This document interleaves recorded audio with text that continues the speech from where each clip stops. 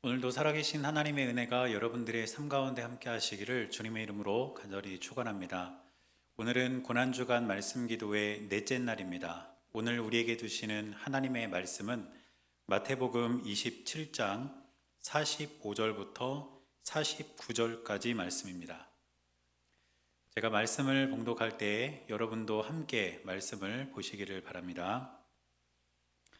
제6시로부터 온 땅에 어둠이 임하여 제9시까지 계속되더니 제9시쯤에 예수께서 크게 소리질러 이르시되 엘리 엘리 라마 사박다니 하시니 이는 곧 나의 하나님 나의 하나님 어찌하여 나를 버리셨나이까 하는 뜻이라.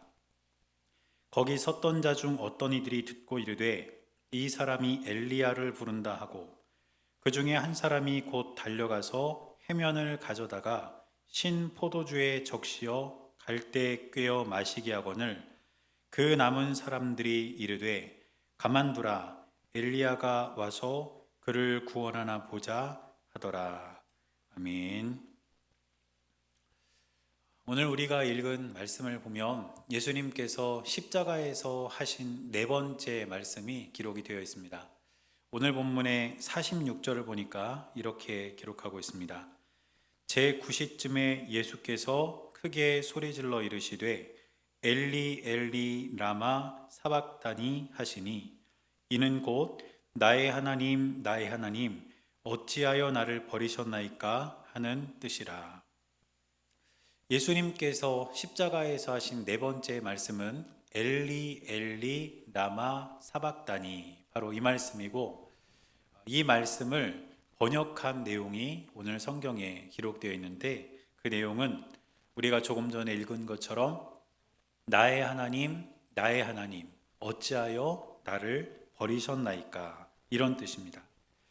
그런데 이 말씀은 오늘 우리가 마태복음에서 본문을 읽었지만 마가복음에도 똑같이 기록되어 있는 것을 볼 수가 있는데, 한 가지 특이한 것은 마태복음과 마가복음에서 이 예수님의 네 번째 말씀을 기록하면서 시간을 함께 기록하고 있다는 것입니다. 오늘 45절 말씀을 보니까 이렇게 기록하고 있습니다. 제6시로부터 온 땅에 어둠이 임하여 제9시까지 계속되더니, 언뜻 보면 제6시부터 9시, 그러니까 우리가 그냥 이 말씀을 이해하면 오후 6시부터 오후 9시까지 어둠이 임했다, 이렇게 우리가 받아들일 수도 있지만, 유대인의 시간 개념은 지금 우리가 가지고 있는 시간 계산과는 완전히 다른 개념을 가지고 있습니다. 그래서 유대인들이 말하는 6시, 그러니까 오늘 본문 45절에서 기록하고 있는 제6시는 우리 시간으로 말하면 정오를 말합니다. 정오 12시가 유대인들은 제6시라고 표현하는 시간이고, 따라서 제9시는 오늘 우리가 이해하는 시간 개념으로 그렇게 본다면 오후 3시가 제9시가 됩니다. 그러니까 오늘 이 말씀은 정오부터 오후 3시까지 온 땅에 어둠이 임했다라는 것으로 우리가 이해할 수가 있다는 것입니다. 그런데 이렇게 대낮에 어둠이 임하는 현상을 과연 정상적인 현상으로 말할 수 있겠습니까? 그렇지 않습니다. 이것은 어떻게 보면 이변이고, 또 이렇게 대낮에 어둠이 임하는 이변에 관해서는 성경에서 그런 날을 심판의 날, 마지막 날, 이런 식으로 은유적으로 표현하는 곳이 몇 군데 있는 것을 알 수 있습니다. 따라서 예수님께서 십자가에 달리신 순간, 그리고 임종 직전의 이 순간에 대낮임에도 불구하고 온 땅이 어두워졌다는 것은 십자가에서 이 현상을 상징하는 것으로 볼 때 바로 심판의 날이 다가왔다는 것을 알 수가 있는 것이고, 결국 이 말은 예수님의 십자가를 통해서, 그 십자가가 기준이 되어서 이 세상 사람들이 심판을 받게 된다는 것을 의미하는 것입니다. 더 정확히 말하면 예수님의 십자가, 대속의 십자가를 믿는 사람들은 구원을 받지만 그 예수님의 십자가를 믿지 않는 사람은 구원받지 못하는 그러한 심판이 임하게 된다는 것을 이 본문을 통해서 우리가 깨달을 수가 있게 된다는 것입니다. 아무튼 이런 상황에서 이제 예수님께서는 네 번째 말씀을 하시면서 오늘 본문에 보니까 크게 소리 질렀다 이렇게 기록하고 있습니다. 이 사실은 예수님께서 얼마나 극심한 고통 가운데 있었는지를 우리에게 보여주는 말씀입니다. 예수님께서는 십자가 위에서 극심한 육체적 고통도 함께 극심한 정신적 고통도 함께 경험하셨습니다. 그리고 그 고통 가운데도 이 네 번째 말씀을 통해서 하나님께 대한 믿음을 거두지 않으셨음을 또한 우리들에게 보여주고 계십니다. 그렇다면 예수님께서는 어떤 육체적인 고통을 겪으셨을까요? 죄인들의 사형 방법 가운데 이 십자가형은 가장 잔인한 사형 방법 가운데 하나였습니다. 그래서 로마인들은 아무리 잔인한 일을 했다 하더라도 로마인들에게는 결코 이 십자가형을 언도하지 않았습니다. 그만큼 십자가형은 잔인하고 가장 고통스러운 사형 방법이었기 때문입니다. 사형수에게 있어서 이 십자가형은 극심한 육체적 고통을 가져왔는데 십자가형을 당하는 사형수는 십자가에 달리기 전에 이미 수도 없이 많은 채찍질을 당하고 폭행을 당하게 됩니다. 그때부터 육체에 가해지는 고통은 이루 말할 수가 없다는 뜻이죠. 그리고 그렇게 폭행을 당하고 채찍질을 당한 사형수는 자기가 매달릴 십자가를 직접 지고 사형장까지 오르게 됩니다. 그 길 역시 무거운 십자가 형틀을 지고 올라간다는 것은 우리가 이해할 수 없는 고통을 수반하는 길이라는 것을 알 수가 있습니다. 그리고 십자가에 달린 이후에는 근육 경련과 질식 현상이 시작이 되는데 이로 인한 고통은 죽음의 순간으로 가면 갈수록 심해진다고 합니다. 그래서 예수님께서 크게 소리 지르셨다는 것은 바로 이와 같은 육체적 고통에 대한 반응으로 볼 수 있는 것이고 얼마나 예수님께서 그 육체적 고통을 크게 느끼셨는지를 우리가 알 수 있을 만한 장면이라는 뜻입니다. 이처럼 예수님은 십자가형을 당하시면서 감히 말로 표현할 수 없는 엄청난 육체적 고통을 겪으셨습니다. 그런가 하면 예수님은 육체적 고통과 함께 정신적인 고통도 함께 겪으셨습니다. 오늘 47절 말씀을 보니까 이렇게 기록하고 있습니다. 거기 섰던 자 중 어떤 이들이 듣고 이르되 이 사람이 엘리야를 부른다 하고 이렇게 기록합니다. 이 말은 예수님께서 십자가에서 하신 네 번째 말씀 엘리 엘리 라마 사박다니 이 말씀에 대한 반응이라고 볼 수 있는데 이 사람이 지금 뭐라고 이야기를 하는 것입니까? 어떤 사람 가운데 한 사람이 예수님께서 엘리야를 부르는 게 아니냐 이렇게 반응했다고 성경은 기록하고 있습니다. 엘리는 나의 하나님이라는 뜻입니다. 그리고 엘리야는 선지자의 이름입니다. 물론 엘리라는 말과 엘리야라는 말이 발음이 아주 비슷하지만 적어도 유대인들에게 있어서 이 단어를 혼동할 가능성은 전혀 없습니다. 왜냐하면 엘리라는 말 자체도 그들이 나의 하나님이라는 뜻으로 일상적으로 사용하는 말이고 엘리야라는 말은 선지자를 일컫는 호칭이었기 때문에 엘리와 엘리야를 서로 혼동할 가능성이 없다는 것이죠. 그런데 왜 이 사람은 예수님의 이 말씀을 듣고 예수님이 엘리야를 부른다 이렇게 이야기를 했던 것일까요? 이것은 예수님의 말씀을 듣고 그 말씀을 비꼬아서 조롱하는 말장난에 불과한 것입니다. 이처럼 이 사람들을 비롯한 많은 이들은 예수님의 십자가 아래서 십자가에 달린 예수님을 바라보며 조롱을 하고 있었다는 뜻입니다. 그런가 하면 48절 말씀을 보니까 또 이렇게 기록합니다. 그 중에 한 사람이 곧 달려가서 해면을 가져다가 신 포도주에 적시어 갈대에 꿰어 마시게 하거늘. 어떤 사람은 해면에 포도주를 적셔서 예수님께 마시도록 했다고 기록합니다. 이 해면은 지금 우리식으로 말하면 스펀지 같은 걸 말합니다. 그러니까 그 스펀지에 포도주를 적셔서 나무 꼬쟁이 같은 거에 끼워가지고 이렇게 예수님께 올려주면서 그것을 마시겠다는 거죠.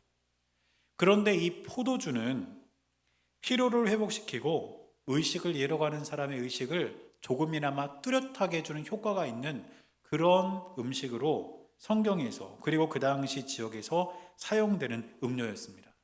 따라서 이 사람이 예수님께 해면에 적신 포도주를 준 것은 예수님을 동정하거나 목마른 예수님을 향해서 이것을 갖다 준 것이 아니라 예수님의 의식을 연장하기 위해서, 다시 말해서 예수님의 고통을 더 경험하게 하기 위해서 예수님을 조롱하는 행동으로 볼 수 있다는 것이죠. 따라서 예수님은 십자가 위에서 육체적 고통만 당한 것이 아니라 그 밑에 있는 사람들의 말과 행동으로 인한 정신적 고통까지 함께 당하셨습니다. 그리고 이 같은 육체적 고통과 정신적 고통 가운데서 이제 예수님은 하나님을 부르고 계셨던 겁니다. 당시 십자가형을 당하는 사형수들은 그 고통이 너무 심해서 욕설을 하는 경우가 많았다고 합니다. 그러나 예수님은 극심한 고통 가운데도 하나님을 불렀습니다. 엘리 엘리 라마 사박다니. 그런데 사람들은 종종 예수님의 이 외침을 읽고 또 이 외침을 들으면서 예수님께서 하나님을 원망하시는 것이 아닌가, 하나님은 왜 나를 버리셨냐고 그렇게 하나님을 원망하는 것이 아닌가 하는 이야기를 하기도 합니다. 그러나 이 외침에는 더 깊은 예수님의 마음이 담겨 있습니다. 지금 예수님께서 말씀하신 이 네 번째 말씀은 예수님께서 그냥 하신 말씀이 아니고 시편 22편 1절을 인용한 말씀입니다. 시편 22편은 다윗의 시인데 흔히 메시아의 고난에 관한 예언적 시로 이해하는 시가 시편 22편입니다. 1절을 보면 다윗은 이렇게 고백하면서 이 시를 시작합니다. 내 하나님이여 내 하나님이여 어찌 나를 버리셨나이까. 어찌 나를 멀리하여 돕지 아니하시오며 내 신음소리를 듣지 아니하시나이까. 이처럼 다윗은 이 시를 시작하면서 하나님께 대한 탄식으로 이 시를 시작하고 있지만 시가 계속 이어지면 이어질수록 후반부로 가면 갈수록 이 시는 하나님께 대한 굳은 신뢰를 가지고 고백하는 내용으로 끝나게 됩니다.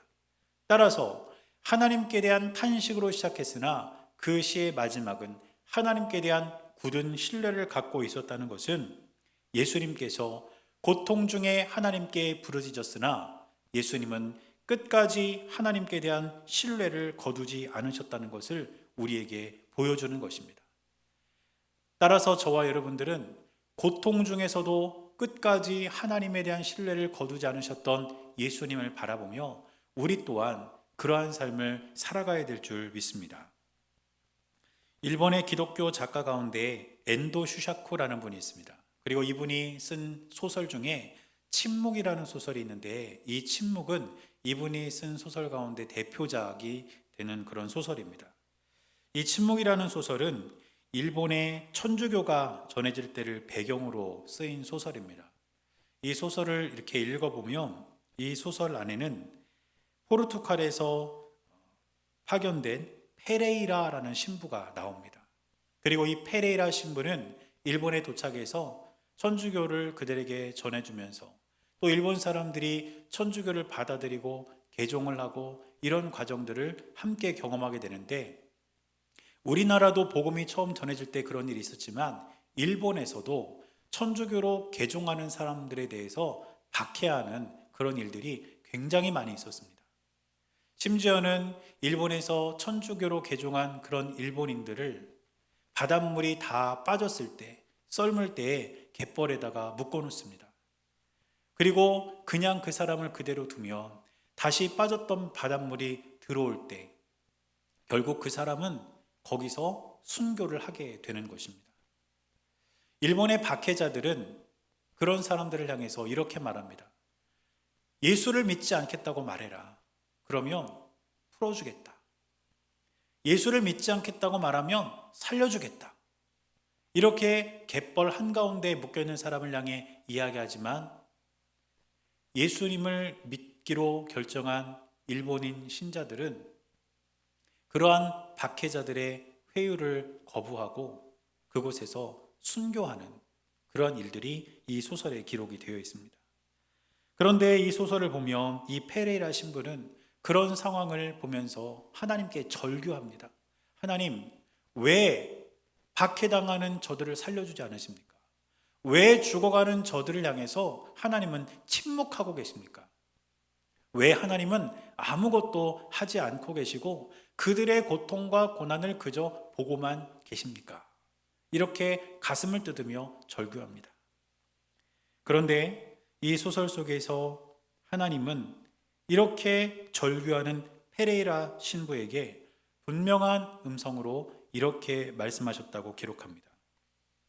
나는 침묵하고 있는 것이 아니다. 나는 그들과 함께 고통을 나누고 있다.